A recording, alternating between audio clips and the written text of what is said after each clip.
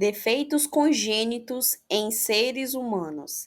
Integrantes: Matheus Eduardo, Milena Souza e Natália Fernandes.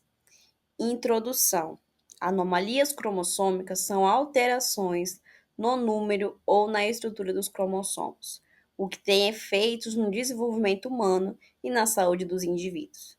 Esses efeitos tornam-se presentes desde o nascimento e resultam numa variabilidade de disfunções humanas, o que afeta a funcionalidade de diferentes sistemas. Normalmente, o indivíduo possui 23 pares de cromossomo, 22 autossômicos e um par sexual.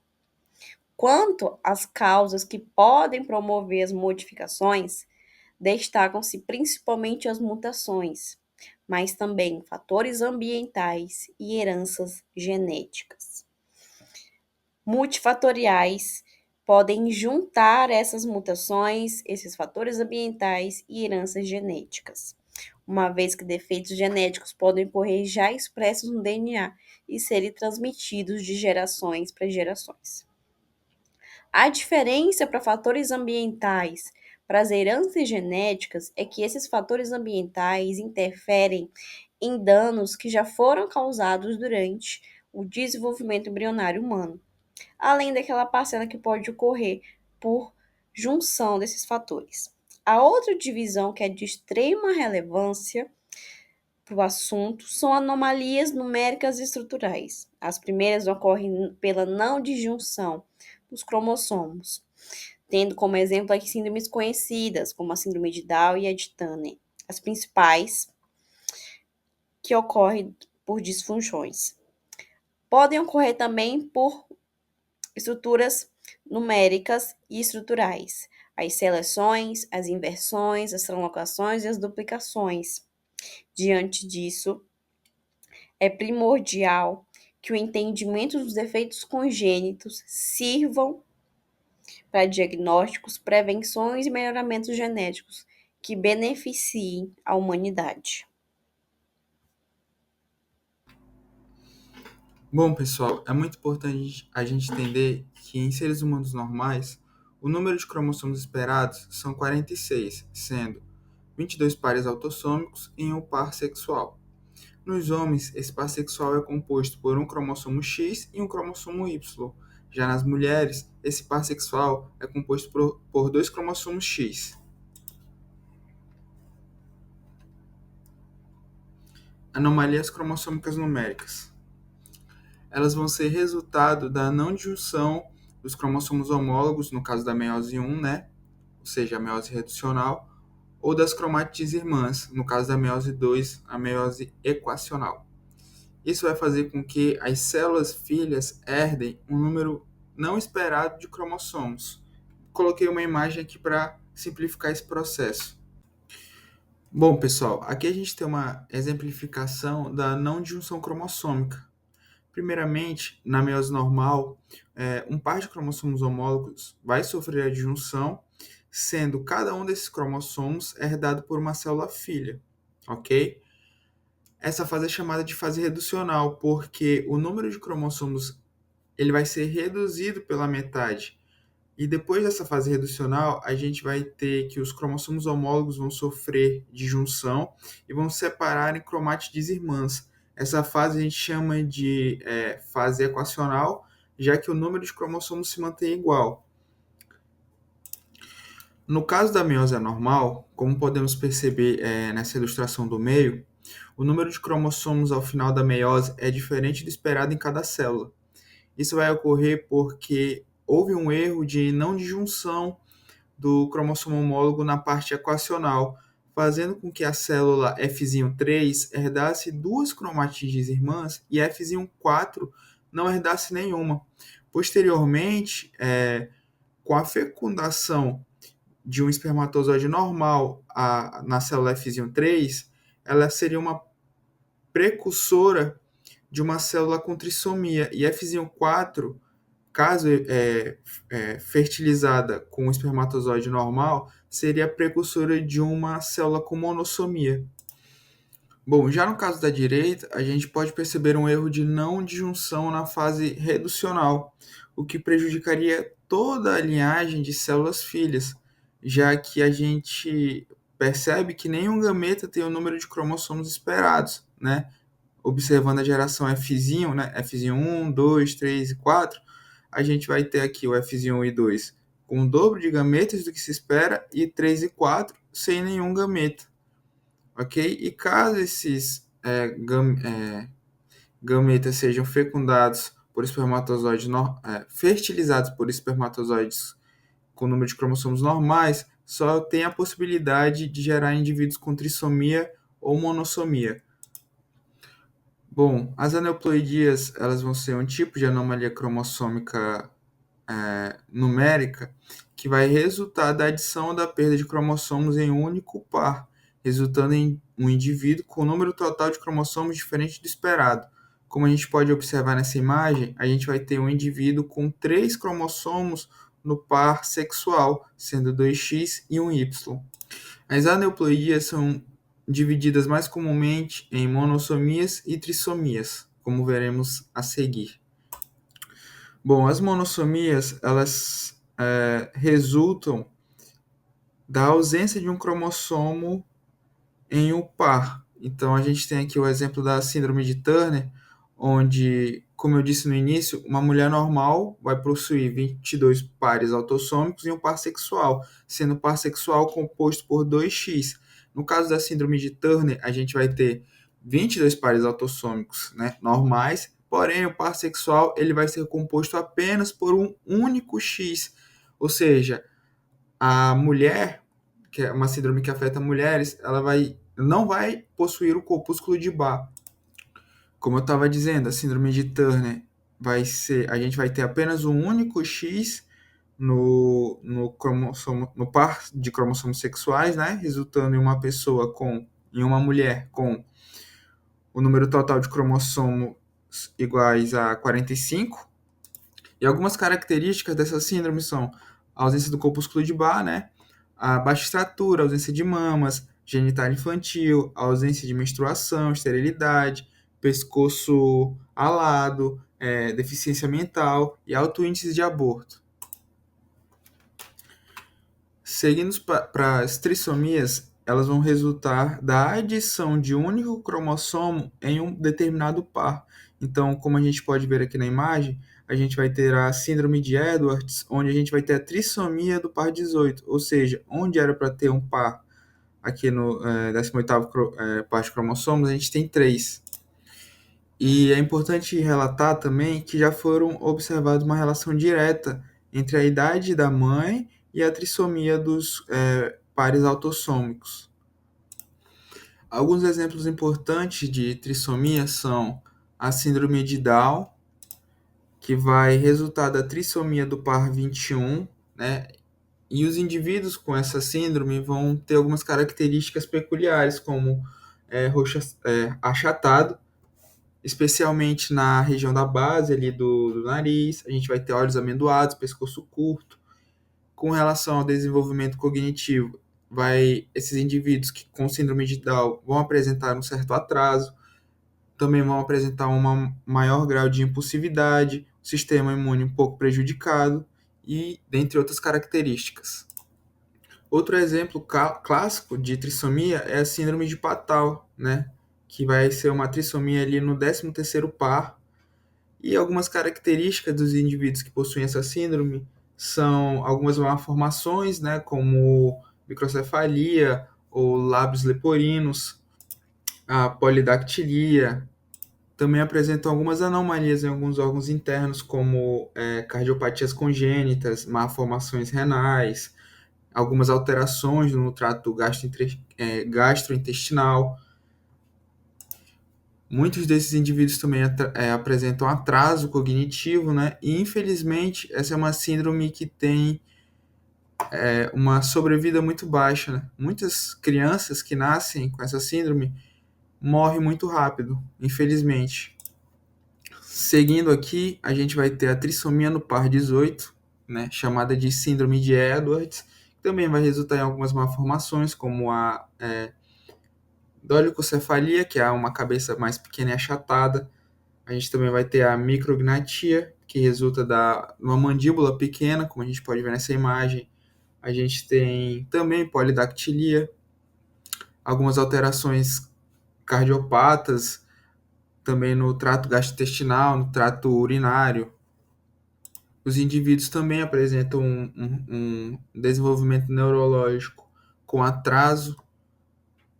E, infelizmente, essa síndrome também está associada a uma alta taxa de mortalidade.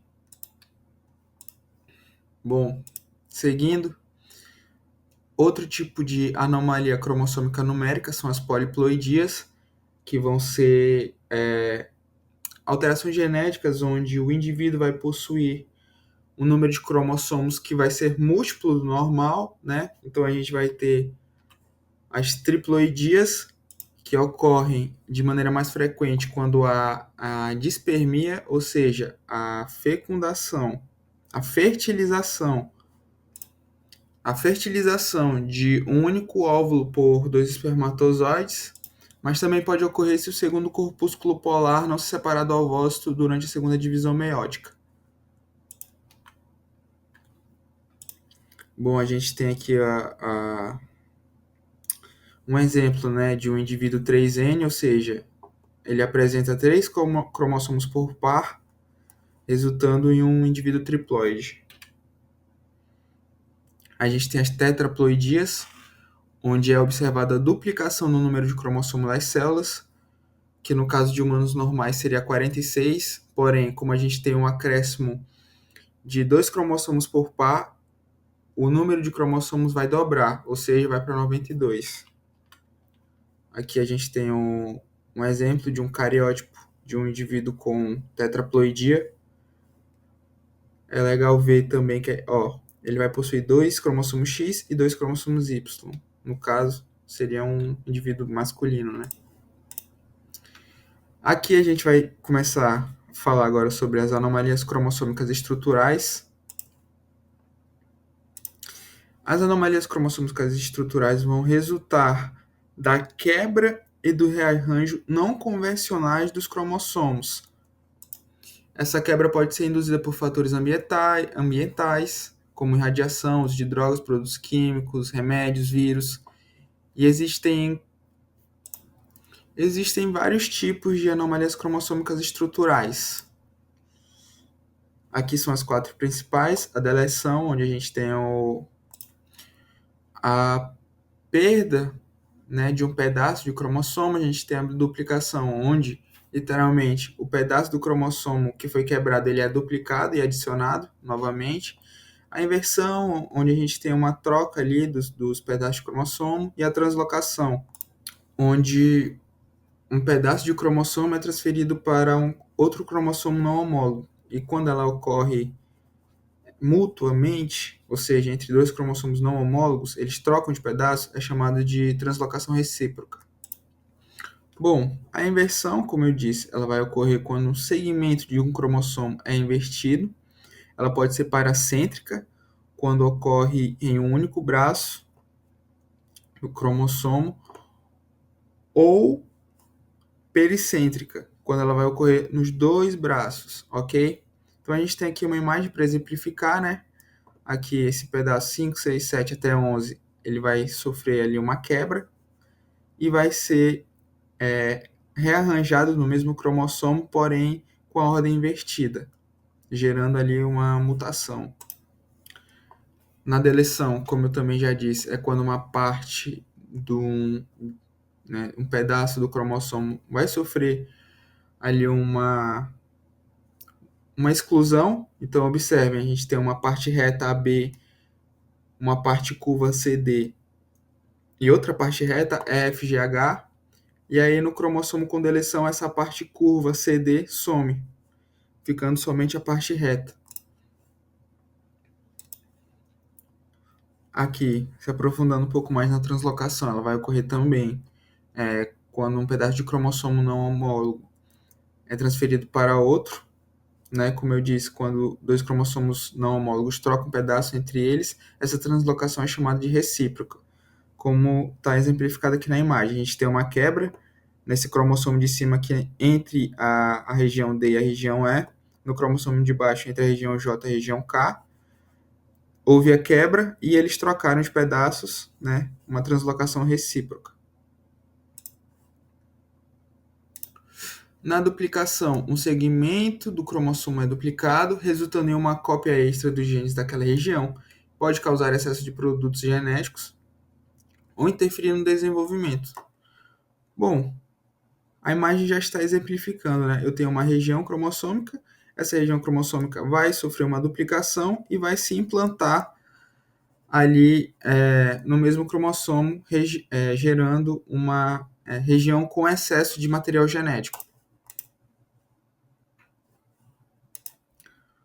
Outra alteração estrutural legal de se falar, de se abordar, vai ser o isocromossomo, né? Ele ocorre quando o centrômero se divide transversalmente e não longitudinalmente, produzindo dois braços idênticos, o que leva a um desequilíbrio genético, né? É comum em algumas síndromes, como a síndrome de Turner. A gente pode ver aqui a divisão transversal do centrômero. Essa divisão transversal vai produzir dois cromátides, vamos dizer assim, sendo uma AB, AB, a outra FEDC, CDFE, ou seja, dois braços idênticos em um mesmo cromossomo. E aí isso vai gerar um desequilíbrio genético, podendo levar a algum problema. Agora a gente comenta sobre os defeitos congênitos causados por genes mutantes. Essas anomalias congênitas genéticas, elas possuem uma ocorrência de aproximadamente 7 a 8% dos casos de defeitos congênitos, e a causa são mutações genéticas hereditárias que vão alterar ou prejudicar o funcionamento de genes específicos. Como consequência, isso leva a perda ou alteração na função de genes essenciais para o desenvolvimento, o que, em alguns casos, pode levar à morte fetal ou ainda à morte durante a infância. Isso possui um risco aumentado. Existem fatores como a radiação e a exposição a substâncias químicas que podem aumentar o risco dessas mutações genéticas. Essas mutações que causam esses defeitos congênitos, geralmente elas vão ocorrer de forma aleatória durante a replicação do DNA. E como eu falei anteriormente, existem esses fatores que aumentam o risco de mutações genéticas, que são esses fatores ambientais, como a radiação e os agentes químicos. Ainda existe o fator herança e variabilidade, já que a mutação ela pode ser passada de geração em geração, mas em alguns casos, em muitos dos casos, na verdade, esse efeito sobre o organismo pode ser imprevisível. E a transmissão dos efeitos congênitos segue os padrões clássicos de herança de Gregor Mendel, como a autossômica dominante, recessiva, ligada ao X, etc. E esse estudo dos padrões ajuda a estimar as chances de ocorrência de uma condição genética em gerações subsequentes. Como exemplo de herança genética de anomalias, a gente tem a acondroplasia, que é uma condição genética em que uma única cópia do gene mutado vai causar a doença, ou seja, é uma herança autossômica dominante. E ela vai afetar a transformação da cartilagem em osso, especialmente nos ossos longos, o que gera um dos casos mais clássicos que a gente tem de nanismo. O cromossomo afetado vai ser o gene do fator de crescimento fibroblástico 3, o FGFR3, localizado no cromossomo 4P. Quanto à herança autossômica recessiva, trata-se de defeitos que só se manifestam quando o indivíduo herda duas cópias do alelo defeituoso, uma de cada genitor. E indivíduos que possuem uma cópia, somente uma cópia do gene mutado, no caso heterozigotos, geralmente não vão apresentar sintomas e podem não saber que são portadores dessa herança autossômica recessiva. Como ambos os alelos recessivos precisam estar presentes para que a doença se manifeste, os pais podem ser assintomáticos, mas os seus filhos podem herdar a doença. É o caso de doenças como a fibrose cística e a anemia falciforme também. As expansões de sequências repetitivas de trinucleotídeos em genes específicos podem afetar o funcionamento celular, contribuindo para o desenvolvimento de doenças neurodegenerativas e outras condições crônicas, como a distrofia miotônica, que é basicamente caracterizada pela miotonia, dificuldade de relaxar os músculos após a contração, a doença de Huntington, que é uma doença neurodegenerativa, a doença de Kennedy, também conhecida como atrofia espinobulbar, que vai afetar principalmente homens, porque ela está ligada ao cromossomo X, e a ataxia de Friedreich, que além de afetar o sistema nervoso, também afeta o coração. Quanto aos genes recessivos ligados ao cromossomo X, a gente observa uma maior manifestação em homens, já que os homens possuem apenas um cromossomo X e, portanto, qualquer mutação em um gene recessivo no cromossomo X vai se expressar completamente.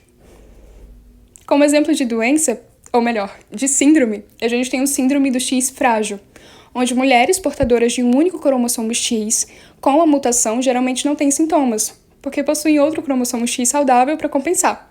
Já os homens, com a mutação do X frágil, por outro lado, vão apresentar sintomas característicos da síndrome, como deficiência intelectual e problemas de comportamento. Falando sobre a regulação da expressão gênica, a gente possui dois tipos de genes, os genes housekeeping e os genes especializados. Os genes housekeeping são genes essenciais para funções básicas de todas as células, como a síntese de proteínas e ácidos nucleicos e a manutenção das estruturas celulares fundamentais. Já os genes especializados, eles são ativados de maneira específica durante a diferenciação celular, contribuindo para a formação de diferentes tipos de células e tecidos no organismo. Quanto ao processo epigenético, no imprint, os genes são marcados de maneira diferente dependendo de qual progenitor transmitiu o gene. E essa marcação ela vai controlar a expressão dos genes, e somente o alelo de um progenitor vai se expressar, enquanto o alelo do outro progenitor vai permanecer inativo, conforme a gente pode verificar na imagem ao lado. Nisso, a gente passa para o outro tópico, acerca dos defeitos congênitos causados por fatores ambientais. Existem os chamados teratógenos. Teratógenos são substâncias ou fatores ambientais que, ao serem absorvidos pelo organismo materno durante a gravidez, podem provocar defeitos congênitos ou aumentar a ocorrência de anomalias fetais. Esses agentes interferem no desenvolvimento do embrião ao afetar processos celulares e moleculares essenciais para a formação dos órgãos e sistemas. Quanto à classificação dos teratógenos, a gente tem 3 fatores: os fatores físicos, os fatores químicos e os fatores biológicos. Como exemplo de fator físico, a gente tem a radiação ionizante, que pode danificar o DNA e resultar em mutações e malformações. Já os fatores químicos incluem medicações, drogas ilícitas e substâncias químicas, como pesticidas e solventes que podem atravessar a placenta e interferir no desenvolvimento fetal. Por fim, os fatores biológicos, eles são relacionados a infecções e doenças maternas, como a rubéola, a toxoplasmose, que podem causar malformações no feto. Bom, quanto à importância no momento da exposição, o efeito dos teratógenos depende do estágio de desenvolvimento embrionário. Nos primeiros dias, o embrião pode ser mais resistente, mas a exposição precoce a agentes muito prejudiciais pode levar à perda do embrião. Existem períodos críticos, já que com o avanço da gestação, especialmente durante a diferenciação celular e a morfogênese, o embrião se torna mais suscetível aos efeitos dos teratógenos, que podem provocar defeitos estruturais significativos. Quanto aos períodos críticos no desenvolvimento, conforme anteriormente mencionado, nós temos o desenvolvimento do sistema nervoso e a formação de ossos e dentes, como exemplos. O cérebro e o sistema nervoso são mais vulneráveis entre a 3ª e a 16ª semana da gestação, sendo um período crítico para evitar a exposição a agentes nocivos. Quanto aos ossos e dentes, a partir da 18ª semana e continuando até a infância, substâncias tóxicas podem afetar o desenvolvimento de ossos e dentes. E infecções podem agir também como teratógenos. É o caso da rubéola, que pode causar surdez, problemas cardíacos e catarata congênita, especialmente se a infecção ocorrer no primeiro trimestre da gestação. Também tem o citomegalovírus e a zika, que estão muito associados à microcefalia e outras malformações cerebrais graves. Quanto a outras infecções, a toxoplasmose e a sífilis também podem provocar problemas no sistema nervoso e em outros órgãos essenciais do organismo do feto. Quanto às drogas e substâncias ilícitas, a gente começa falando sobre o tabagismo, já que fumar durante a gravidez pode levar ao crescimento intrauterino restrito, bem como a fenda labial, malformações cardíacas e outros defeitos físicos. Já o consumo de álcool, ele está fortemente associado à síndrome alcoólica fetal, que causa atrasos no crescimento, deficiências cognitivas e anomalias faciais. O uso de drogas ilícitas, como cocaína e heroína, podem causar baixo peso ao nascer, problemas de desenvolvimento e, principalmente, a dependência neonatal.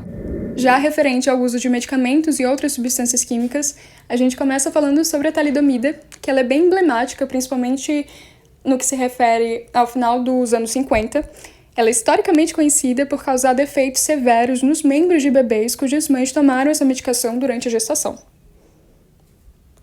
anticonvulsionantes e anticoagulantes também podem causar problemas neurológicos e físicos, como malformações cardíacas e déficits no desenvolvimento cognitivo. Outras substâncias químicas, como pesticidas, solventes e hormônios, também podem atravessar a placenta e prejudicar o feto. A radiação ionizante também funciona como um teratógeno, já que a exposição a raio-x e outras formas de radiação durante a gestação, especialmente nos primeiros meses, podem provocar mutações e danos celulares, e os efeitos possíveis disso são riscos de anomalias genéticas e malformações físicas, dependendo da dose de radiação e do período gestacional. E doenças maternas também podem ser teratógenos. É o caso da diabetes gestacional, já que a falta de controle adequado pode levar a defeitos cardíacos e malformações do tubo neural do feto. Além disso, é muito comum que o bebê nasça com um certo sobrepeso. A fenilcetonúria, PKU. Se não tratada, essa condição também pode causar danos cognitivos e defeitos estruturais no feto. E existem também outras doenças crônicas, como a hipertensão e problemas endócrinos, que, assim como as outras doenças, também podem afetar o desenvolvimento fetal. A restrição do espaço intrauterino também pode afetar o feto, principalmente em condições de gestação múltipla, já que ela reduz o espaço, podendo causar deformidades físicas, bem como a redução do líquido amniótico, que pode levar a anomalias nos membros e nas articulações do feto. Por fim, a gente comenta sobre os efeitos congênitos causados por herança multifatorial. A herança multifatorial, ela envolve a interação entre fatores genéticos e ambientais. A predisposição, ela é contínua, ou seja, ela vai ser determinada por uma combinação de múltiplos genes e influências ambientais. Quanto aos exemplos de defeitos multifatoriais, os mais comuns são a fenda labial, com ou sem a fenda palatina isolada e defeitos do tubo neural, como a espinha bífida ou a anencefalia. E esses problemas, eles podem se apresentar isolados ou combinados com síndromes. Já os padrões de herança multifatorial possuem susceptibilidade variável. Essa susceptibilidade ao defeito ela é contínua e influenciada por múltiplos fatores. E existe um ponto onde a predisposição ao defeito se manifesta, definindo quem vai apresentar e quem não vai. Quanto aos defeitos multifatoriais e síndromes complexas, a gente vê que alguns defeitos, principalmente como a fenda labial, podem fazer parte de síndromes causadas por anomalias cromossômicas, herança monogênica e exposições a fatores teratogênicos ambientais. Nisso, se tem o aconselhamento genético, onde se tem o cálculo de risco e os riscos empíricos. Quanto ao cálculo de risco, os riscos recorrentes são baseados na frequência populacional do defeito e no grau de parentesco, e os riscos empíricos são usados como estimativa. E esses valores eles vão refletir médias populacionais e podem não ser precisos para casos específicos. E esses riscos empíricos possuem limitações, como a variação entre famílias, já que eles são generalizados e não prevêem com precisão o risco individual.